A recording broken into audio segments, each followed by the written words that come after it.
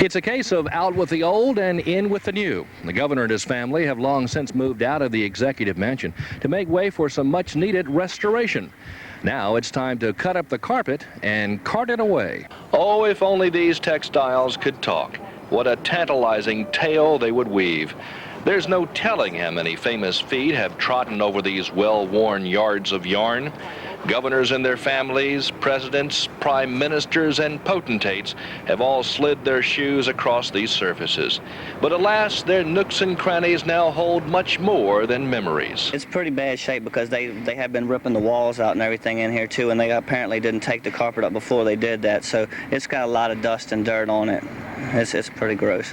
Scott Robertson and his crew took on the task of gathering up the old carpet, but it's not going to be dumped at the dump.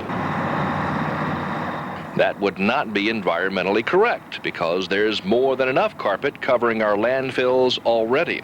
It takes up space. Approximately 2% of all landfill material is carpet, and it's bulky, and there's not much else to do with it other than landfill it until you can.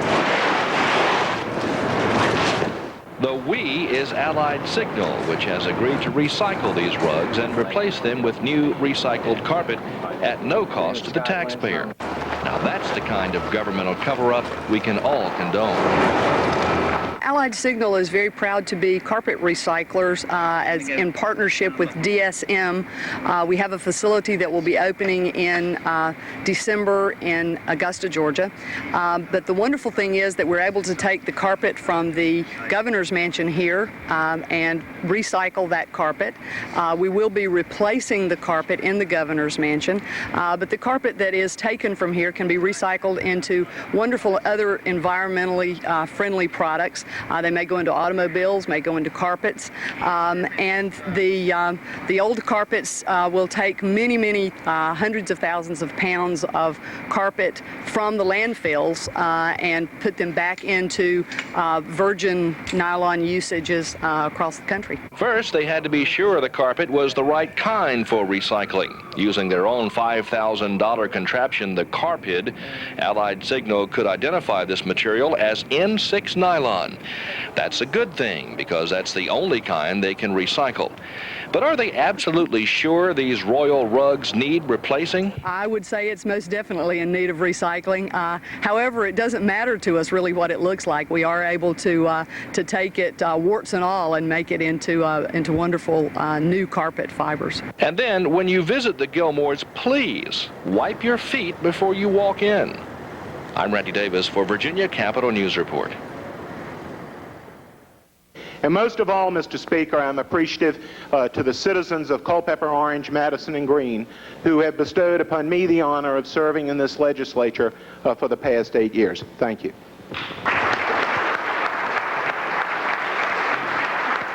Now, 5 of the 7 members of the legislature who've announced they're retiring this year are from the Democratic Party. That can't be good news for a party that's trying to regain control of the General Assembly. Well, clearly it makes it imperative that we hold on to most, if not all, of those open seats, and what we've been concentrating on is candidate recruitment. I'm Randy Davis for Virginia Capitol News Report. The Robert Wood Johnson Foundation, or RWJF, is the nation's largest healthcare charity. It was funded in 1972 through the bequest of the late Robert Wood Johnson, the man who built the small family firm of Johnson & Johnson into the world's largest medical supply company. Last year, they awarded $330 million in grants and contracts. In October, the foundation wrote a letter to Governor Gilmore asking why Virginia was one of only 6 states which did not apply for a $1 million grant to help buy insurance for children from low-income families. The governor's health secretary responded that he wants some questions answered before we apply for the money. Ever since former Governor George Allen turned down federal money for the Goals 2000 program because he was afraid of the strings that might be attached, Republicans have been wary of accepting funds from any source without first finding out how they will affect the state. When Governor Allen changed his mind and accepted the money, But Republicans are still cautious about any funding source. That sparked a running debate between Democrats who don't want to look this Christmas gift horse in the mouth and Republicans who want to be sure it's not a Trojan gift horse. But couldn't you use $1 million in outreach? We would love to be able to access additional funds to do outreach, but we need to be very mindful of the strings that go along with any. Having worked with other RWJ grants, I'm fully aware sometimes those strings may conflict with the policy of the Commonwealth or where we desire to head as the Commonwealth. And so I think it's incumbent that we be very careful about these questions. Insisting his moves this time were not political, the former head of the state's Democratic Party questioned the wisdom of the Secretary's decision to delay. Philosophically, you feel there might be, but you're unaware of anything from your review that would lead you to believe that there's something specific that is in contradiction with the policies of the Commonwealth? That's correct. Okay, thank you. The chairman of the Joint Commission on Health Care said he's proud his panel has kept out of politics so far. You know, we just want to make sure we aren't blowing $1 million here. Okay? We want to make sure what? We're not blowing $1 million from the Johnson Foundation. I agree that we want to aggressively pursue that, but I think we also want to responsibly pursue that. And I think that's what the Secretary is saying. I mean, he's not saying he doesn't want the money to implement an expanded program. He's simply saying we've asked some questions and we don't have answers. And I would hope we would all agree that to accept the money until we have answers to those questions would be irresponsible. And that, I think, is what it seems to me he's trying to get those answers. Hopefully we'll get the answers, but I don't think it's a question of running the risk of blowing the money. It's just a question of being able to know that we can receive and utilize the money in a responsible way. Unlike Goals 2000, said Secretary Allen, the state can accept this grant without the governor's signature. But having the administration on board couldn't hurt our chances of winning the grant money. In the end, the administration pledged to lend their support if they can get answers to their questions. Democrats fume that any delay is a disservice to the people they represent. I'm Randy Davis for Virginia Capitol News Report. Virginia's lawmakers don't get rich off their part-time salaries. Most of them could make more than the $18,000 they're paid by sticking with their full-time jobs instead of taking time out each year to work at the Capitol.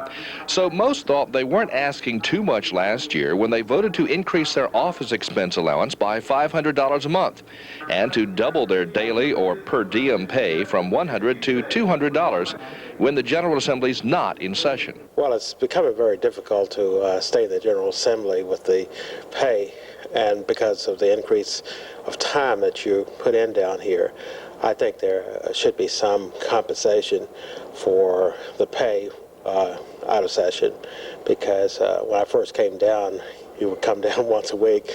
Now you're down here just about every day, and then you have an awful lot of meetings in your community with your constituents.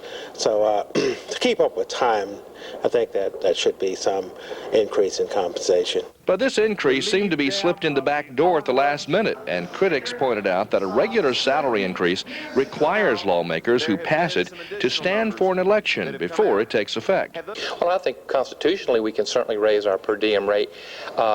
There probably needs to be an election that stands in between when we do it and when the rate increase would take effect.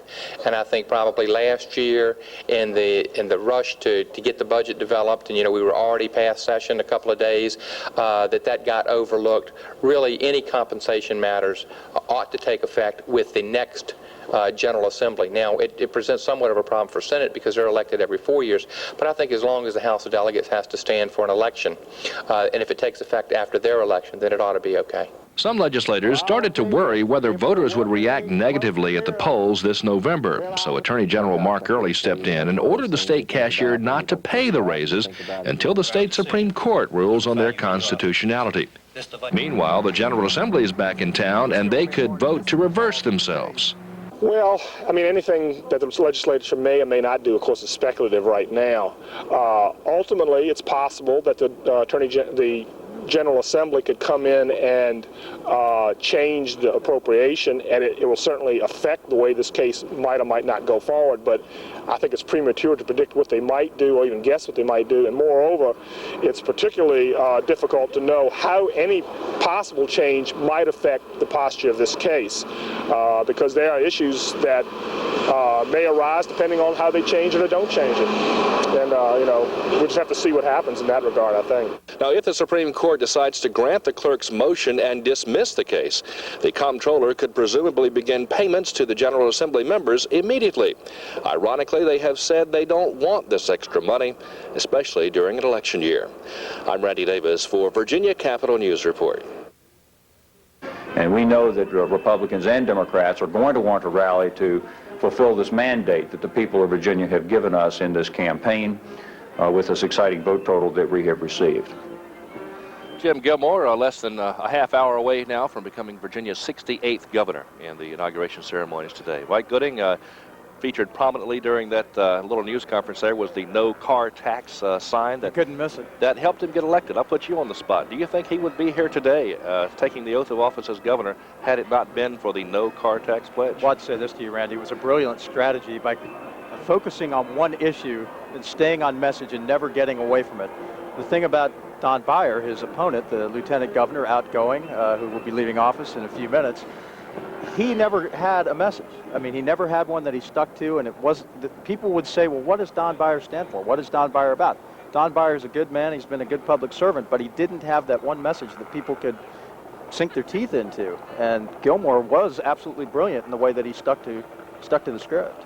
According to published reports, Don Beyer will not be here today to watch the inauguration. He says that's 5 hours he could be spending with his family in Northern Virginia, which he apparently has chosen to do. Following the tradition 4 years ago, Mary Sue Terry, I believe, decided to stay away from the events, and I guess Democrats are hoping 4 years from now they'll have somebody actually taking the oath of office instead of deciding whether Well, to. you can't really blame them. Would you want to be here if you were Don Beyer or Mary Sue 4 years ago? I don't know.